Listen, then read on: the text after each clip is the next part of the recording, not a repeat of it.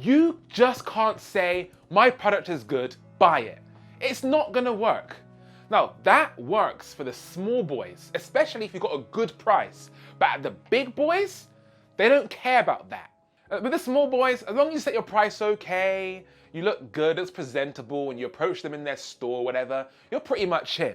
But with the big boys, they really don't care about the money so much. That's not an issue for them. You've got to play with them on a whole different level. So if you can't fight on the product nor the price, what do you fight on? Well, what you fight on, ladies and gentlemen, is the business. They want to see if you can do sport just like them. The sport of business.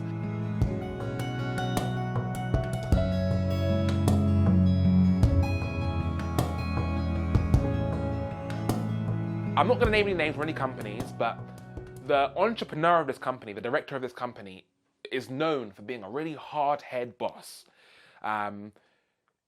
He's not a nice guy, okay? So he plays business rough. And even just to get a call with this guy is hard. It's so difficult. When you're dealing with entrepreneurs this big, you've got to realize they barely have time to put toothpaste on their brush in the morning. But cut a long story short, we got through all of that and we got in to do a shoot. So it was me and one of my other staff members, and I was so happy for this opportunity because I knew if I got on the door with this guy, a lot of other doors would open up. So what I didn't do was put barriers to entry. When you're first starting, you just want to get people through the door, even if you lose out. So deposits wasn't a thing at Hedgetech back in 2020. And some people might say, no, you should be a better businessman and put a deposit, because if you put a deposit, if they leave, you still get the money. But that's the lower level game. I don't want their money. I want to get in the door, because the only way I can play sport with this man is by getting in the door. A day before the shoot happens,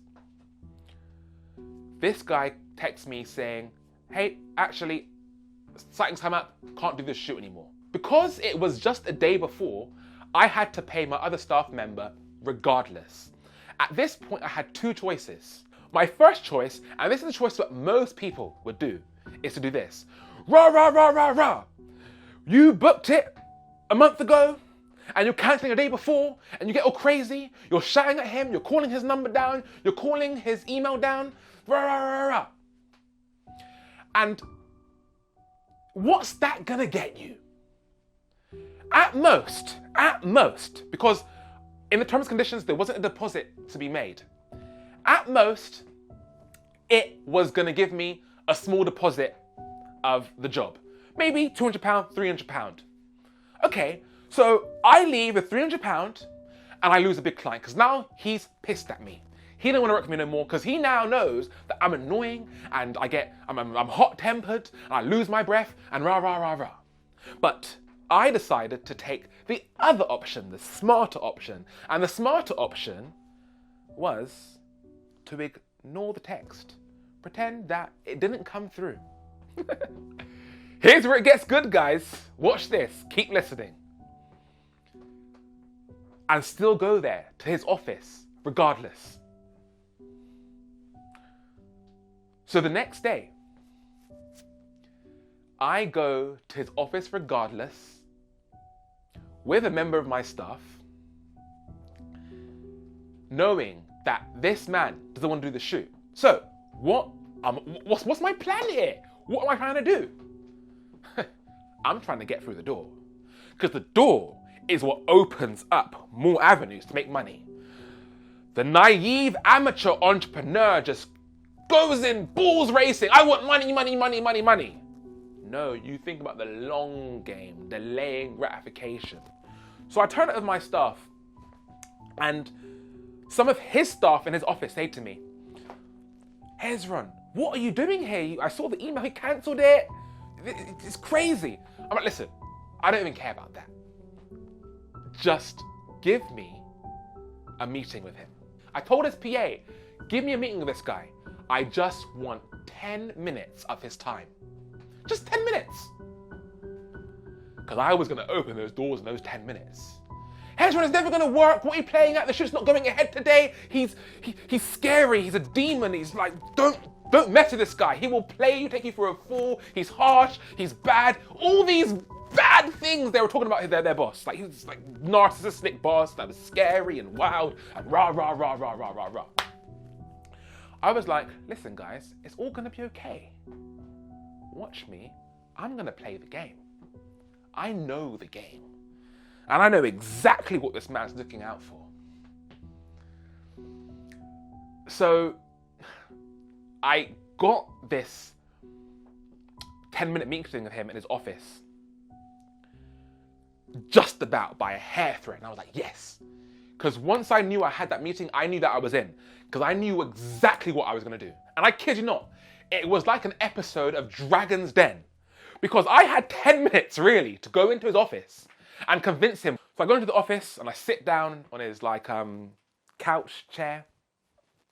I fold my legs, you know when you do that kind of nice kind of posh seating, you fold your legs, and I keep cool, nice smile. Because he thinks I'm gonna be like the average, typical entrepreneur and go, rah, rah, rah, rah, you cancelled me. How could you do this? Give me money, deposit, now. This is just unethical. I'm gonna post this to Instagram and how you ripped me over. I'm gonna screenshot your messages and your emails and say what a bad entrepreneur you are.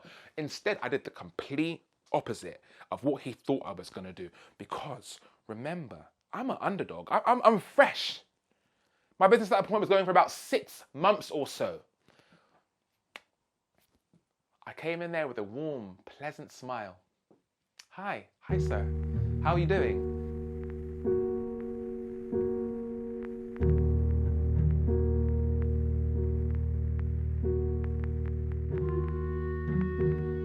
And he said in a really harsh tone, hey, look, you didn't ask for a deposit. I'm not gonna pay you anything, you never asked for it. This is business. There's nothing more I can really do for you. I was like, listen, sir, forget about today's shoot. I don't want your money. With a warm smile, I continued. I want a long-term relationship. I'm not here for just the present. One shoot, You're a great entrepreneur. There's so much more we can do to help each other going forward and building a great relationship, and we can make some great content. And look, I'm not here for the present. I'm here for the future. Now, his really scary face went from bad to like, he smiled. He went straight from his chair to his computer desk. Got his keyboard out. So, what date can you do next month? Let's book in a shoot. His attitude all changed. Then we start talking about family life and business, and we're smiling, and we're joking, and we're laughing. And you could kind of tell that the staff are outside kind of listening to this conversation because they thought I was crazy for going in there and making this play. Now, what they're hearing is me and him laughing, great times. And this is a man for being stern and scary and rigid and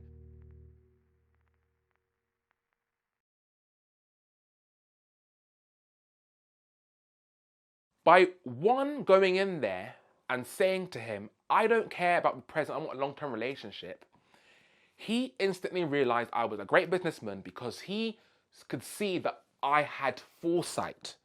And the foresight was, okay, I lose one shoot today, I've got to pay my staff some money, but there's thousands to come, if not dozens of thousands to come indirectly from being in association with this company.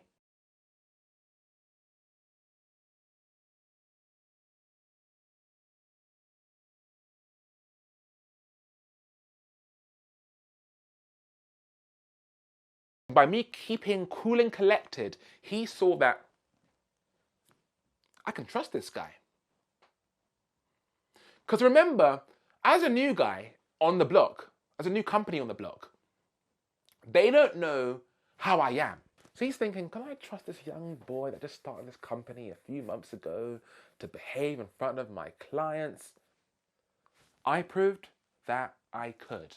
That no matter what the situation, I kept calm and cool. And that was a testament to my character of how I conduct myself in business. These guys are just really, really busy, and they need to quickly filter out who's on their side, who's on their winning team, who can I trust? And they will put these kind of tests in front of you to see if you beat them. Always come in there with a warm smile and think about what benefits me, not in the short term, but what benefits me in the long term. And you'd often find the things that benefit you in the long term hurt you in the short term. There's been so many times where I would have a team of 3 staff for shoots, and the client's not even paying me enough to even cover those expenses of my staff. But I knew that if I did it, it would open doors. And about 99.9% of the time, it always works. Because these big business owners want to test you and see you and say, are you worth anything? It's a non-stop test. Test. And the quicker you learn to pass these tests, the quicker you can succeed in business. And I've always told people in business, it's not about the technical work which makes you money. If I only came to my clients and said, listen, I've got great cameras and we do great work, look at these videos, I wouldn't be anywhere near where I am today. I wouldn't get a client like CBRE. You get those clients by knowing how to play the game of the business and not working in your business, but on your business. How do I get these clients? How do I maneuver around them to get that little bit of leverage, suck that little bit of leverage out of them? So where you can start playing on their level. And you cannot beat them on saying, hey, I'm already got 25 FTSE 500 companies on my client list if you're small, right? So the only way you're gonna play with them is if you pass their tests. Yes, now when another real estate company comes to me or I go to them, I don't have to play this kind of test anymore because I can say to them, look, I've got the biggest real estate company in the world in my books.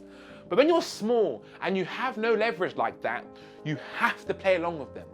And they want to see, and you know what's funny? They're dying for you to pass their test because most people fail. They get angry, oh my gosh, the invoice. Oh my gosh, the deposit money, give them the money. Oh my gosh, why was your staff actually, you were so rude?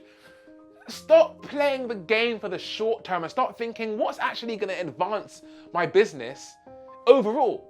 And getting some deposit money while annoying your big clients, shall I say, isn't going to get you anywhere. Because they'll just get rid of you and get someone that's more pleasant.